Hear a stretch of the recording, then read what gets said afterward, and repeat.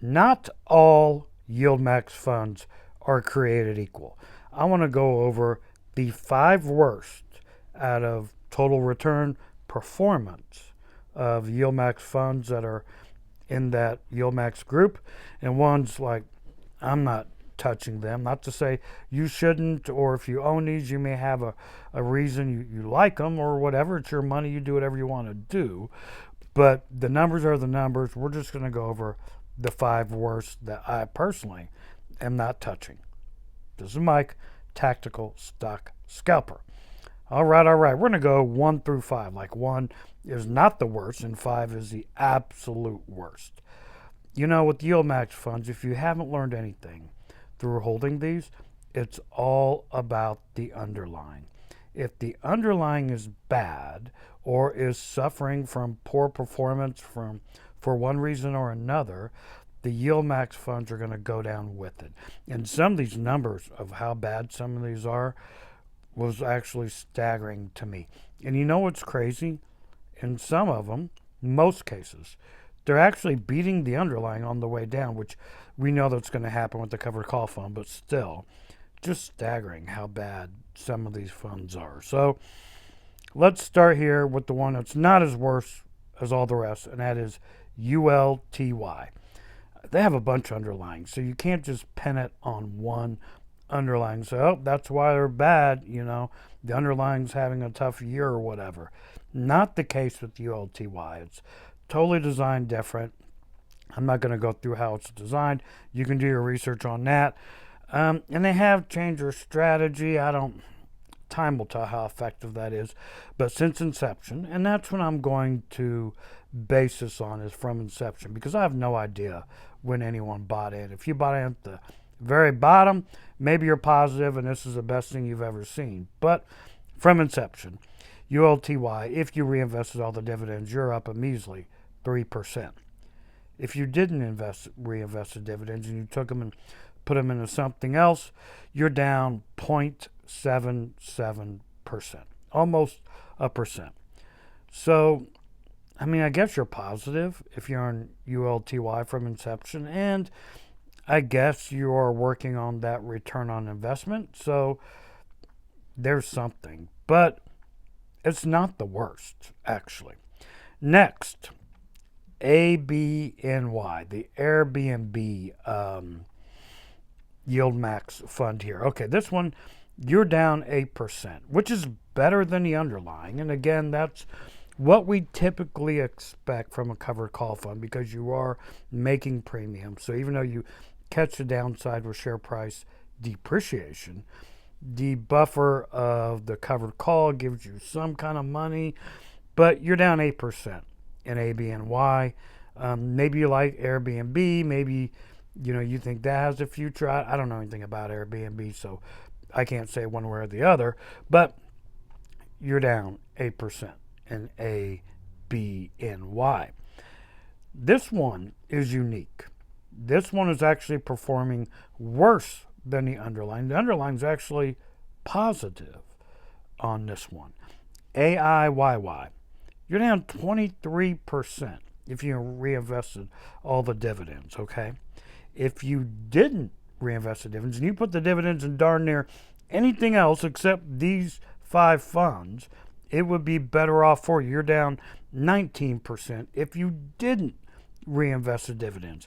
But oddly enough, AI is performing better than AIYY. So I don't know what Yieldmax is doing with their calls. I don't follow AIYY because it's just been a dog, right? It's just been bad, AIYY. And I know the price is cheap and that makes people want to buy it or whatever, but it's your money. You're going to do whatever you're going to do. But you're down 19% if you didn't reinvest the dividends. And if you were, reinvested them all, you're down 23%. Now, I guess there's a thing here with all of these. You will eventually, at some point in time, hopefully get your initial investment back from the dividends. And again, before I talk about the last 2, which are really bad, it's all about the underlying. Like, there's a reason why AMZ has been great, because its underlying is Amazon, right? There's a reason why YMAG has been great, because it follows the Magnificent Seven, albeit with Yieldmax funds. But you understand. Same with MSFO, right? There's a reason why these other ones have been fantastic, because the underlyings have been good. So I do encourage you to research the underlying prior to buying your Yieldmax funds. And if you're in some of these, good luck, as they say. Next one, SMCY. Man, this thing is down 40%.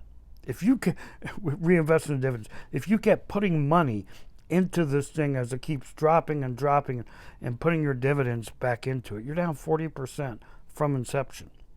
If you put your dividends in anything else, you're only down 34%. So there's that, but still, this thing has been awful. And you know what's crazy? It's actually outperforming its underlying. But as it is with most covered call funds, except for AIYY, don't ask me why, it's not performing better than its underlying, but SMCY has just been bad. And now for the worst one. Drum roll, please. MRNY. This thing is down a staggering 55% from inception. 55%. And it's actually outperforming Myrna. You know, like, it's Moderna, mRNA. The Moderna's the name of the company, but that it follows. But 55% if you reinvested the dividends. But hold on, if you didn't reinvest the dividends, you're only down 27%. If you would have put them in anything else, you're only down 27%. Some of these, you know, there's no way I personally would buy them. Like, for instance, Murni is really cheap. It's trading around $4 a share, right? But it doesn't matter if it's cheap or expensive. Crap is crap, right?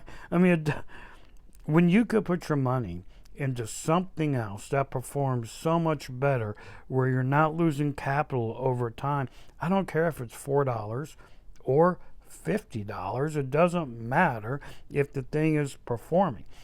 Murni is just really bad. I mean, 55% reinvesting all your dividends. I mean, for all the crap Tesla got, right? And people pile on still to this day for one reason or another, because Tesla was like the biggest fund for Yieldmax. You're up 34% in Tesla since inception. So there's that, right? Tesla's not even close to some of these. But Murni, 55% to me is just, it's absolutely nuts. So buyer beware. Research your underlying before you get in. Why waste your money? I mean, I would not waste I can't give financial advice. I am not, I'm not qualified to do so. But for me and my money, there's no way I would waste it on a $4 piece of crap Murni when I could go in, even though it costs more, by something like, I don't know, AMZ or YMAG or whatever. Any pretty much anything else but Murni. This is Mike, Tactical Stock Scalper, out.